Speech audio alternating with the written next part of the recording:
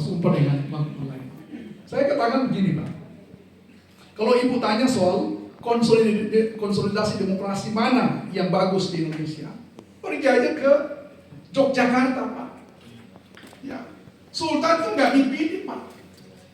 Apakah orang-orang pintar di UGM itu marah? Nggak ada yang tersinggung Pak. Demokrasi jalan saja Pak. Nah mesti dibedakan gitu ya. Tidak ada money politics di sana itu Pak. Begitu ya. Mesti dibedakan juga mana sistem demokrasi, mana kelakuan, mana sistem politik, mana kelakuan politik. Ini harus dibedakan Pak. Jadi Bapak jangan membayangkan sistem politik itu sama dengan kelakuan politik, belum tentu Pak. Ya, ada sistem politik demokrasi, bisa saja pemimpinnya tidak demokratis Pak. Harus bisa dibedakan itu ya. Ya, supaya kita tidak kabur itu soal itu ya. Ada ya orangnya demokratis, tapi sistem politiknya mungkin tidak demokratis begitu. Ya, kalau sejalan bagus sekali. Karena itu saya mengatakan kalau sistemnya politiknya bagus, dia juga akan memaksa orang tidak baik menjadi baik. Gitu ya. Yang berikut soal ya, saya mau kasih ya tanggapan dari Pak Saiful tadi. Kita praktekkan demokrasi tidak langsung itu sejak 45 sampai 2005 Pak. 60 tahun kita praktekkan demokrasi tidak langsung, tidak ada persoalan. 2005 kita koreksi itu, kemudian sampai dengan 2014 saya dengan Prof. Jo bikinlah kemudian evaluasi. Evaluasi saya ambil dari 2 ICW dengan punya gabungan itu. Kemendagri mengevaluasi 124 kabupaten kota Pak pada saat 2011 itu. 50,3% APBD habis untuk ongkos tukang. Tukang mensejahterakan rakyat eksekutif dan legislatif.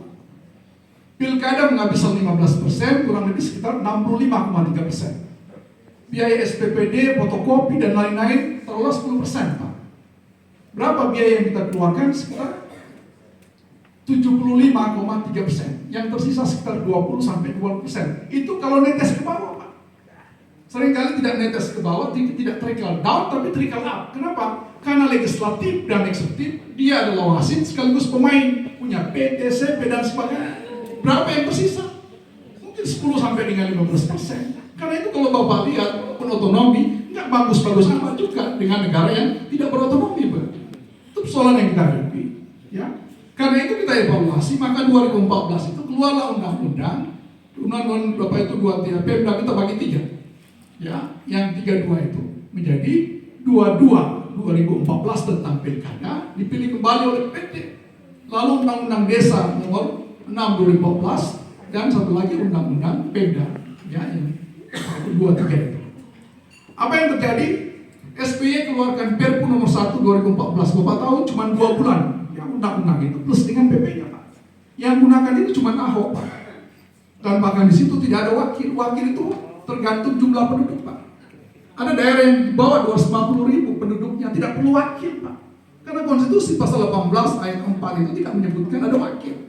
Itu untuk manajemen konflik saja sebenarnya Pak, gitu ya. Makanya daerah-daerah di Papua, NTT yang kecil-kecil itu tidak perlu wakil. Di 2.500 sampai 5.000 penduduk itu punya satu. Di atas 10 juta itu bisa 2 seperti DKI. Ahok cuma ngambil 1, Jarot kan waktu itu. Mestinya dia bisa ngambil 2 itu. Nah undang-undang dan seluruh instrumen di bawahnya itu cuma kurang dari 2 bulan. Keluar PP nomor 1 ditetapkan jadi 10 2016 yang kita pakai sampai sekarang. Gitu ya. Jadi saya ambil juga hasil penelitian dari ICW Pak. ICW juga evaluasi kurang lebih 150 daerah Pak. Ada daerah yang APBD-nya habis untuk ongkos tukang, biaya untuk kepegawaian, biaya untuk aparatur sampai dengan 80%. Waktu itu kalau nggak salah Lumajang Pak, yang tersisa tinggal 20%. Itu belum dikurang mana-mana itu Pak.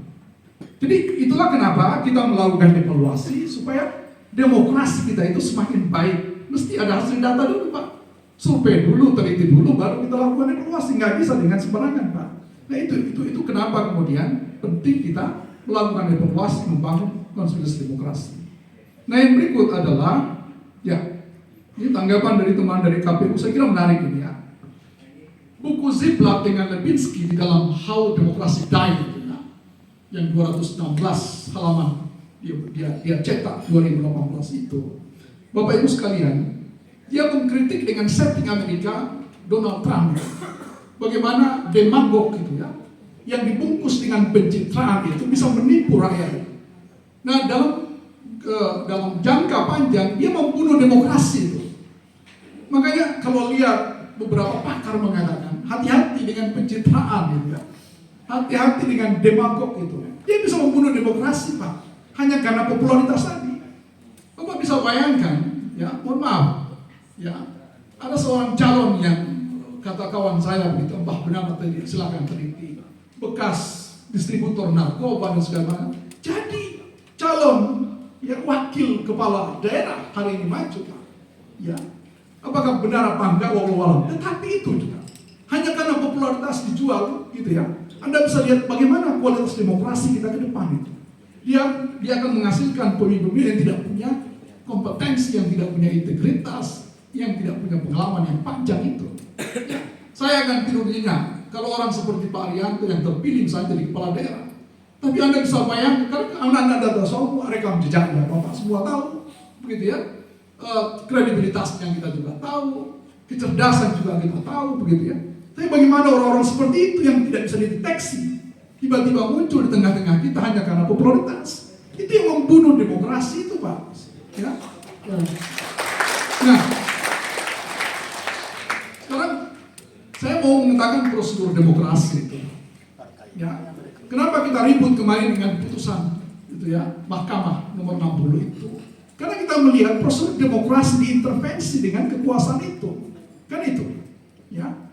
Syarat misalnya jadi presiden, wakil presiden 40, itu kan ideal. Para pemimpin Badars bicara itu kan tahu Nabi Muhammad itu ditasbihkan jadi nabi di usia 40 tahun ke atas, Pak. Gitu ya. Dia punya kedewasaan secara psikologis, secara biologis dan sebagainya. Bapak bisa bayangkan kalau orang baru lulus perguruan tinggi S1 di usia 22 tahun, tidak punya pengalaman, tiba-tiba langsung loncat di usia 25 jadi kepala daerah. Dia sendiri sedang cari kerja, nggak punya pengalaman, tiba-tiba loncat di sana. Saya ingatkan kata Abraham Maslow, kebutuhan tertinggi manusia itu di bawah adalah psikologi. Paling tinggi itu aktualisasi diri. Orang kalau bisa memenuhi psikologi, safety, love, esteem, baru pada aktualisasi. Jadi orang sudah tidak persoalkan isi perut, ya, love, safety, dia baru masuk pada aktualisasi. Contoh, ya, siapa namanya itu? Ya, Gubernur California, ya, misalnya Arnold Suasana Segar itu ya, susah bilang namanya. Atau misalnya Obama misalnya, Biden, itu orang sudah kaya duluan baru mencalonkan diri, gitu ya. Ya, Yusuf Kala misalnya punya kekayaan cukup baru masuk misalnya. Orang nggak pikir lagi untuk korupsi. Nah, di Indonesia orang nekat dulu baru kaya. Apa yang terjadi Bapak Ibu sekalian? Potensi untuk melakukan korupsi tinggi. Jadi saya mengatakan, Pak, produk dari pilkada dari 2005 sampai sekarang, ya, 2023 itu sudah menghasilkan 508 kepala daerah berurusan dengan KPK. Betul. 2493 pegawai negeri yang ikut dengan bosnya itu ikut di dalam, Pak, gitu ya. Itu yang saya mengatakan tadi, kalau kita mau sehat, sterilkan itu. Karena itu tidak ada kepentingan akademis di dalam konteks itu secara langsung, tetapi kita mesti pikirkan masa depan demokrasi kita. Saya sependapat tadi, Pak, ya. Bapak coba bandingkan, ya, negara-negara sekarang itu, ya. China itu tidak demokratis, ya. Bapak boleh katakan itu, silakan. Apa ya ada pemilihan langsung di China? Itu tidak ada, saya kira, Pak. Pilihan itu sudah kemana-mana ya. Amerika itu electoral college, gitu ya. Tapi coba Bapak bandingkan sekarang pertumbuhan ekonomi mereka sangat baik. Indonesia demokrasi, India demokrasi, pertumbuhan ekonomi kita 4-5%. Begitu ya. Uni Soviet demokrasi hancur berkepit-kepit dari 15 negara kurang lebih waktu itu, gitu ya. Amerika, Prancis semua, ya, itu contoh demokrasi yang mungkin sedikit banyak sukses, Pak. Ada yang gagal di Uni Soviet, ada yang lambat seperti kita dengan India. Ada yang tidak ada masalah seperti China misalnya, di atas sekian pertumbuhan ekonomi. Jadi saya sependapat tadi, ini bukan soal sistem, Pak, ini. Pilihan sistem itu hanya sebuah pilihan, Pak. Kita bagaimana membuat mekanismenya dengan baik. Yang kedua paling penting leadership, kepemimpinan. Kalau pemimpinnya baik, pemimpinnya jujur, mau mekanisme sistem macam apapun, ya tidak persoalan Pak. Cuma masalahnya kita sistemnya buruk, orangnya juga buruk. Ini persoalan kita gitu. Karena itu untuk memperbaiki manusia supaya baik, ya partai politik. Karena kan di sana yang memproduk. LSM itu sebagus apapun, tidak mungkin ada syarat LSM hari ini untuk mencalonkan seseorang kan? Ya. Yang mencalonkan itu adalah partai politik, yang mendidik itu adalah partai politik. Jadi tugas partai politik itu adalah mendidik kader sampai dia siap untuk dijual ke publik. Tugas birokrasi adalah menerjemahkan semua itu. Saya kasih contoh. Dulu zaman Orde Baru sebagai perbandingan, orang masuk ke Golkar kalau dia tentara, polisi minimal kolonel masuk ke dalam, gitu kan? Kalau dia kader partai, dia butuh 5 tahun untuk naik grade. Kalau dia mantan ASN, dia minimal polisi eselon 2 masuk ke Golkar. Ikut kaderisasi tingkat 1, ikut kaderisasi tingkat 2, lalu ikut PRD terpilih. Terus ikut jadi kepala daerah terpilih Pak. Sekarang lihat di birokrasi masuk CPNS, ikut iklan PIN 4. Naik ikut lagi, naik eselon ikut iklan PIN 3. Naik eselon ikut iklan 2. Naik eselon ikut Lemhanas, Lemkari, Lemboto, Lemkastor, terakhir terlempar korban pilkada. Sebentar. Ya. Ini nanti keluar dengan basis pendidikan pengalaman bagus, jadi sekda. Satu dengan pendidikan dan pengalaman politik yang bagus, ketemu Pak. Mike Tyson berhadapan dengan Holly Berry.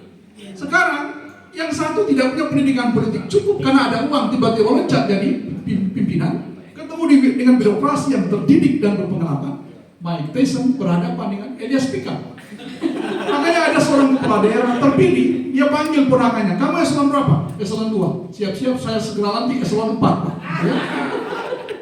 Ini hanya contoh sederhana saja. Bagaimana pentingnya kaderisasi di dalam partai politik untuk menghasilkan seseorang yang baik, Pak.